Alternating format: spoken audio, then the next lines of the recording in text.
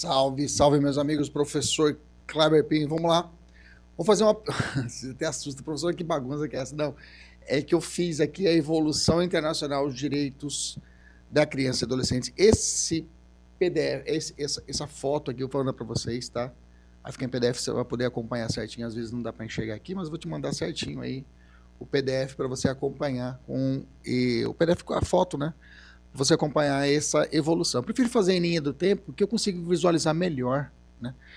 Então vamos lá, deixa eu colocar a evolução então dos direitos da criança e adolescente no tempo, no espaço aqui. Estou colocando aqui as convenções internacionais, começando lá em 59 e batendo em 2011, com o terceiro protocolo lá do CDC, tá? Então a gente vai passando por etapas até chegar a 2011. Lembrando que nesse itinerário eu tenho aqui 88, a nossa Constituição, e 90 que eu tenho o nosso CDC, o nosso ECA, melhor dizendo. Então vamos lá. Então, o primeiro ponto, primeira declaração que trouxe essa, inclusive influenciou, né, a nossa Constituição Federal de 88, bem que em 79 já ainda tinha o Código de Menor ainda, e ele não utilizou, não se baseou nessa declaração. Existia a declaração, mas o Brasil, vamos falar no militar, de cagaram para isso, nem prestou atenção que existia essa declaração, e passou batido, e só em 88, com nossos legisladores, que foi implementado na Constituição de 88, essa ideia da Declaração Universal de Direitos da Criança. Bom, é uma declaração. Tem que tomar cuidado com o seguinte, no direito internacional, que assim, até no material eu já fiz isso para você, tá? Quando nós tivermos declarações, tá, da ONU, por exemplo, declaração, tá? A declaração aqui da declaração de quando falar regras e declaração, tá? Nesses casos, conferência também, regras, declaração e conferência, pode não trocar dela. Essas aí elas não têm um procedimento de ratificação pelos estados. Então, ela tem normas, vão ser normas, como a Declaração Universal de Direitos Humanos, ela é uma norma que, digamos, não vem numa regulamentação, então ela não tem uma forma cogente de obrigar os estados a cumprirem, mas ela faz parte de um grande complexo de normas, a gente chama de soft law, né, essas normas costumeiras, internacionais, que queira ou não queira, os estados são obrigados a cumprir, tá? Independente de ratificação ou não, esse posicionamento majoritário da doutrina. Então, as declarações normalmente não cobram para você quando que o Brasil ratificou esse tratado e começou a aplicar no Brasil. Então, toma cuidado com isso, tá? Então, não tem esse procedimento. Então, às vezes a prova pode perguntar isso, por exemplo, a respeito da convenção, da OIT, tá? De 138. O Brasil ratificou? No material eu já coloquei esse detalhe. Bem no começo do material eu já coloquei, ó, ratificou, não ratificou, tudo mastigadinho para você. Tudo bem? Vamos aqui.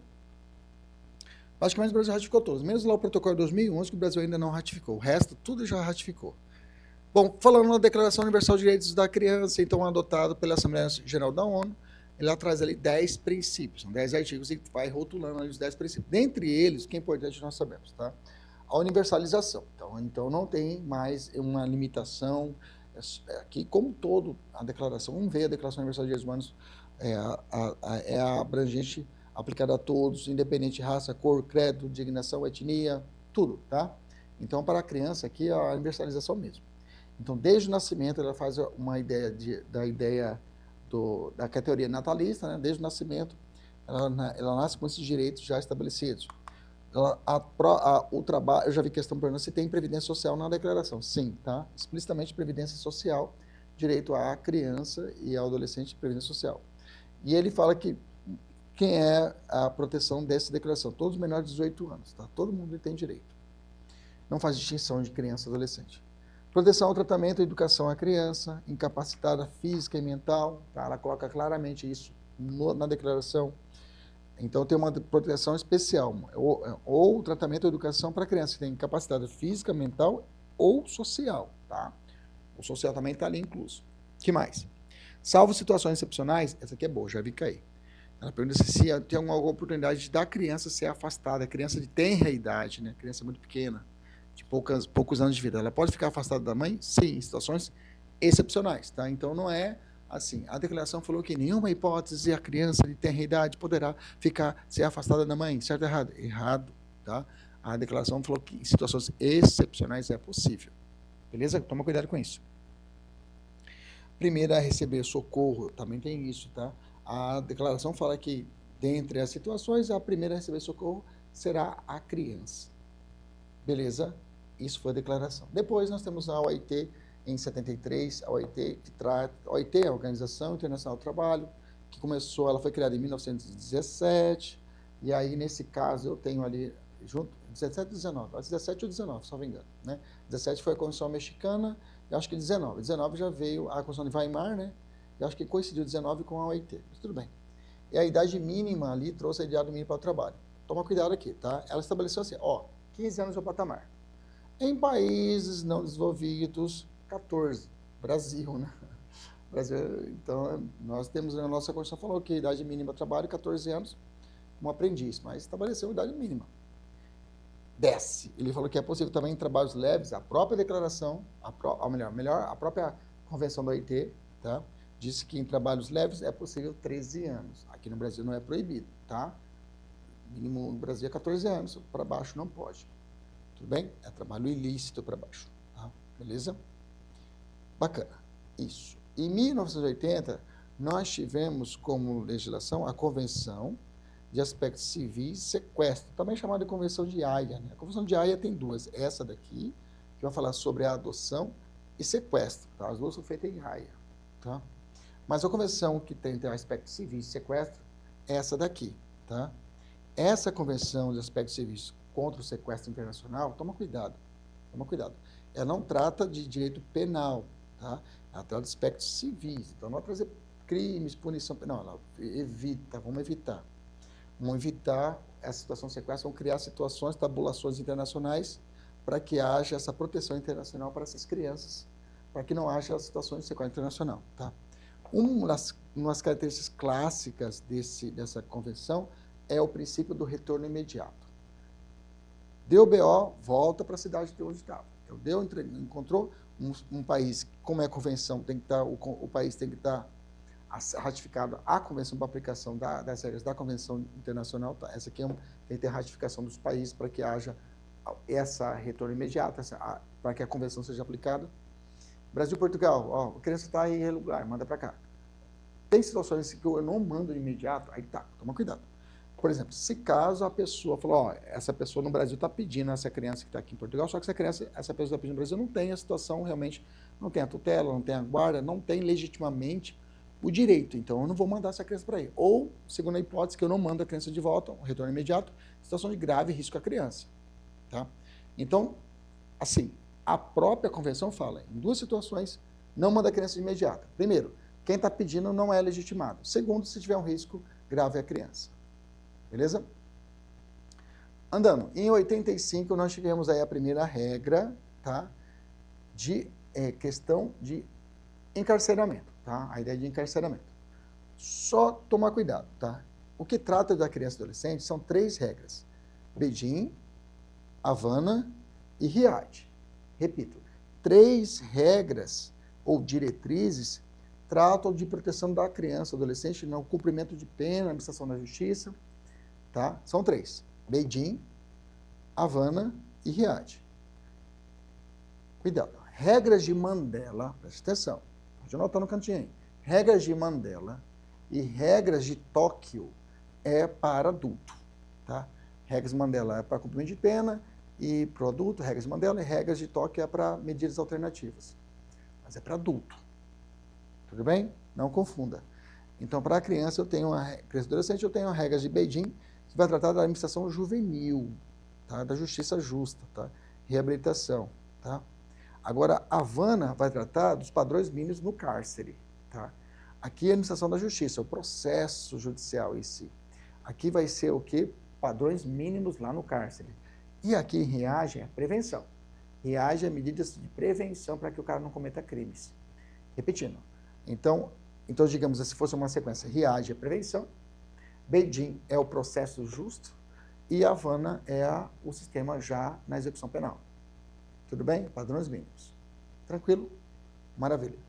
Sobe. Em 1989, tivemos a Convenção sobre Direitos das Crianças. Convenção, aqui trouxe um conjunto de direitos, tá? Direitos universais, protetivos às crianças. Eu não senti falta aqui da Convenção Americana de Direitos Humanos, não coloquei aqui. Mas tudo bem, vamos lá. Era em 69 aqui, a Convenção Americana de Direitos Humanos. Tá? Acho que eu não coloquei, mas tudo bem. Mas específico da criança aqui. A Convenção Americana tem vários direitos, dentre eles da criança. Aí eu preferi colocar aqui só o proativo da criança. Então eu tenho a Convenção sobre Direitos da Criança. É um conjunto de direitos, né? Aí, direitos civis, direito político, econômico. Vários direitos estão dados nessa convenção. Ela vem detalhando essa convenção, que faltava, né? Eu tinha declaração, mas não tinha uma convenção que tratava o que é essa regulamentação. Se é a convenção, ratificou, tem que cumprir. Beleza? Aqui, bacana que eu tenho a ideia de relatórios, obrigatoriedade de envio de relatórios, tá? Normalmente cai na prova isso. Se qual a convenção, se a convenção tinha uma ideia de cumprimento de relatórios, emitir do cumprimento da convenção, as regras, beleza? Tranquilo? Maravilha. 1990, vamos para cá, 90 nós tivemos o quê? Tivemos aí 4 dispositivos. A Havana já disse, Conferência e Joy Tem, tá? Isso aqui foi na Tailândia, né? Ó, Joy Tem eu tenho educação, tá? Educação para todos, pensa isso. Joy Tem, educação para todos. Joy Tem, educação, tem que saber, é engraçado isso, tá? Você tem que saber o que é a convenção. Vou te perguntar, a convenção que tratava sobre educação para todos, qual é? Coloca RIAD, tarará, tarará. Joy Tem. Inclusive, ela influenciou a nossa LDB. A nossa LDB, Lei de Diretrizes Básicas de Educação, foi influenciada muito com essa convenção, Tá bom? Declaração sobre vivência e proteção à criança, que é a ideia da declaração que houve que a criança é uma pessoa vulnerável, necessita de uma maior proteção estatal. Tá? E em 93 nós tivemos a Convenção de Haia sobre a adoção internacional. Tá? Aqui trouxe uma ideia de sistema de cooperação. Tá? Adoção internacional, então cooperação. A regra é a adoção interna. Se não tem, excepcionalmente, isso disse a Convenção, isso está na nossa ECA, excepcionalmente a Convenção, a adoção internacional.